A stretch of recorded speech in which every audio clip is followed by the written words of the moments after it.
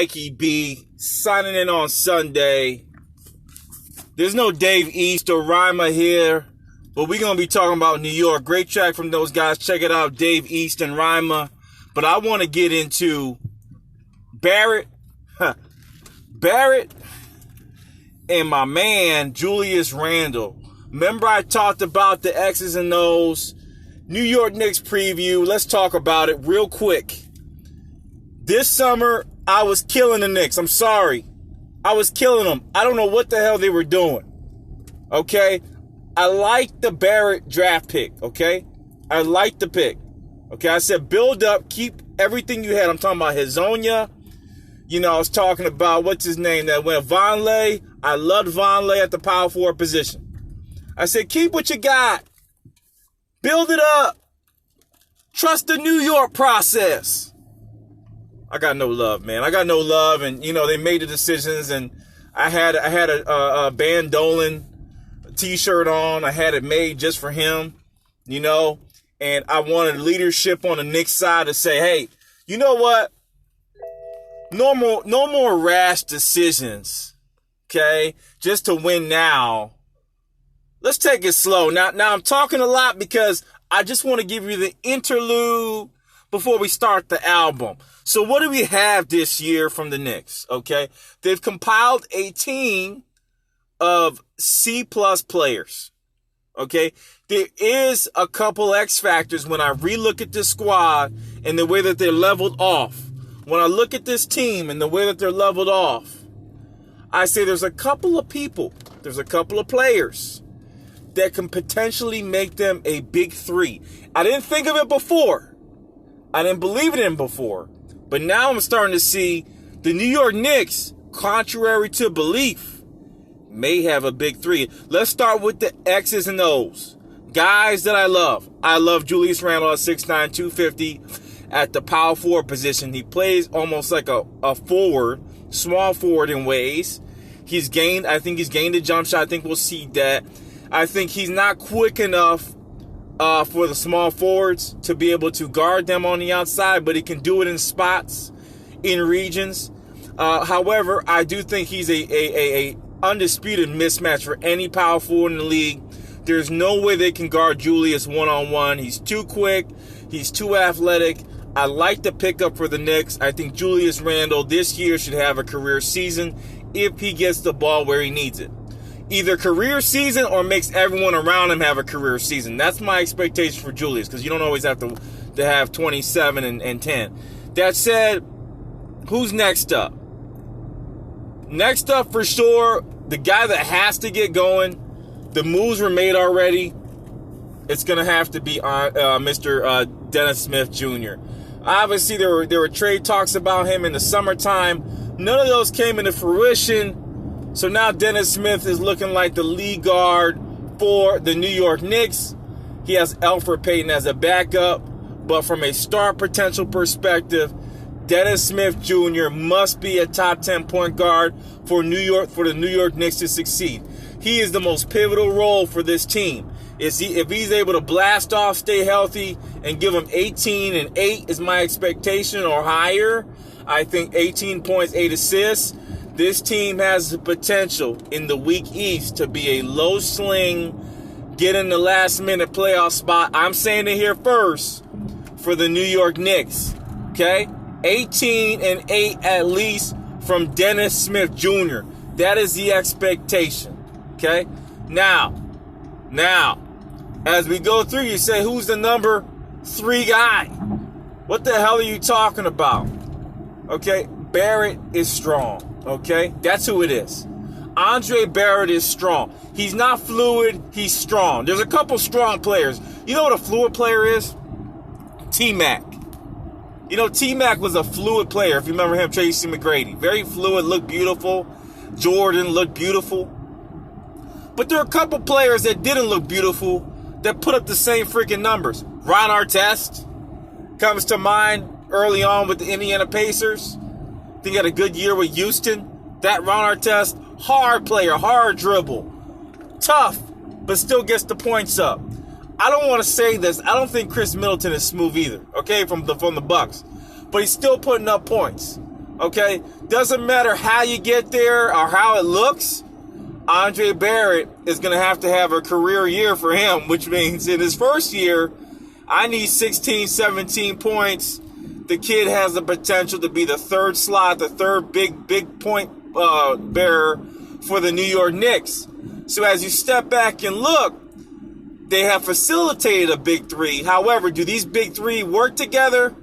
We shall freaking see. I think they're all ball dominant, and I do think there's enough balls to go around. Now let's get into the X factors, okay? They went and solidified themselves as a playoff team by adding these guys. Let's start off with Reggie Bullock. Hasn't played yet. Surefire three-point shooter. Solid vet now. He's a vet. Don't look at his hair. He's a vet now. And he's a solid vet. Played for the Lakers last year. Not so great, but I think in this offense he'll be back to his Detroit flow. Next up, they got Taj Gibson at the center position. Taj has been strong throughout his career. A powerful player. Holds the paint inside and really does his job. An 8-and-8 player at this stage of his career. 8 rebounds, 8 points is my expectations. I like Taj. I like the pickup. Okay? X factor in a second. I know who you guys looking at on the right with the KK. Okay? Let's go in next. Marcus Morris. That was a solid pickup. Great job for this team in picking up Marcus Morris. I think, again, another vet that can pay dividends. As you continue to look at this, you say, not too bad. They got some three-point shooters. You add in Wayne Ellington with Bullock. You add in a more experienced Damian Dotson. Yes, sir. This team doesn't look bad at all. But there's more. There's more there to this puzzle.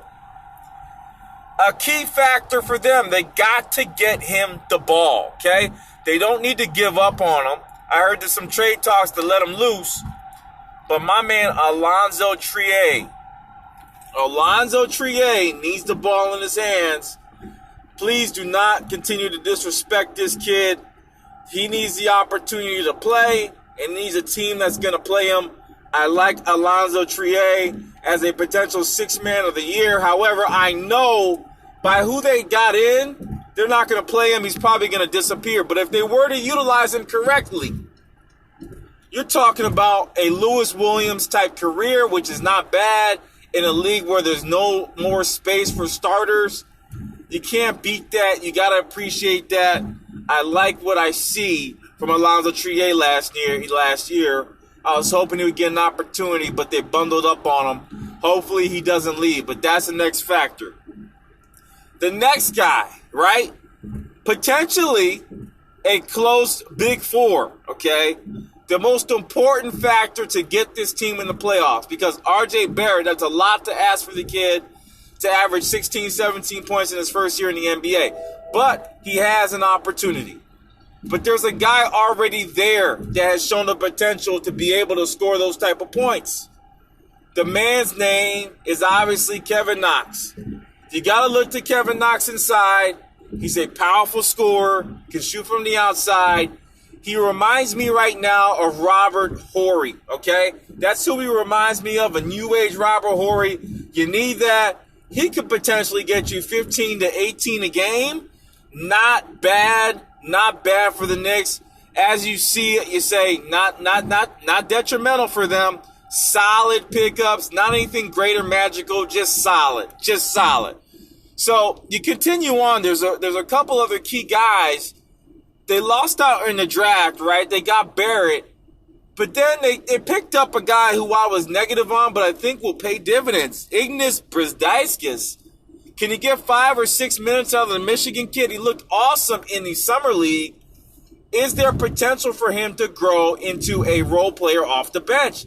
I think if given the minutes, he has an opportunity here. The other guy they got was Elfrid Payton for the backup spot. But you also have the Frenchman, Nicotina. How are those two going to work together? You've just killed the development on Nicotina again by trying to win now. Now, hopefully, he's not out of the league and a journeyman. But if Nicotina were able to get the burn, I love him as a defensive backup point guard. That's the best things he can do. That's why he was drafted. I think he can do that. Focus on that D, young man. They have enough scores. All right? And Elfrid Payton, just do what you've done for years, right? Solid. Now he's going to be a solid backup. Mitchell Robinson's going to have to protect the paint. They drafted some leaping help in Kenny Wooten. I think he'll go down to the G League, but that's exciting to have two leapers of that magnitude on the same team.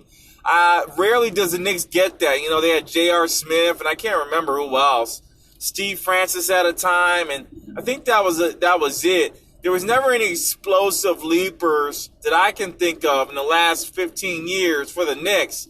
And now they have some of that, right? They had a little bit of that last year with Vonleh, who I think is a quick leaper, but they let him go. So, you know, it's exciting to see the lineup inside to see the team.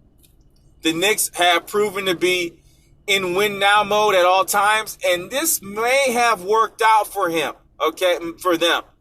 You either have trade pieces or you make the playoffs and you continue to grow and you try to make, so here we go. Here goes the grand finale. The New York Knicks are indicative of the Detroit Pistons. Remember the Detroit Pistons with Rich Hamilton and all those guys? Remember that squad? Weren't bad, weren't they? You know, they were doing their thing. They won a freaking championship with Ben Wallace and those guys. I'm not saying Taj Gibson and Ben Wallace, but Taj Gibson and Mitchell Robinson together on the floor? Maybe that is Ben Wallace equivalent, you know? Who's going to be the Rasheed Wallace? Well, you know, positions don't have to be exactly alike. Kevin Knox is going to play that Rasheed Wallace type of role with the team, or maybe Julius Randle. So, exciting team. Exciting team as far as what they put together when you step back and look at it. They're going to be boring. But congrats to the Knicks in trying to make the playoffs and win now. And it looks like if they are to not make the playoffs, they have a solid unit and can get a solid draft pick to continue to fortify their lineup. I like the Knicks now. I hated it in the summer. I really did. I'm jumping bandwagon now and saying, Knicks brass, I understand your plays now. I get where you're going. Good job. Let's see if it works. Because if it doesn't, you know New York. Start spreading the news. You're gonna be on the way. They gonna say goodbye to you. New York, New York. So be careful. You know how the news goes in New York. All four sports, I'm signing off. This is my preview of the New York Knicks, an exciting team that should pay dividends and should have a solid year, possibly make the playoffs. I'm signing off. Peace.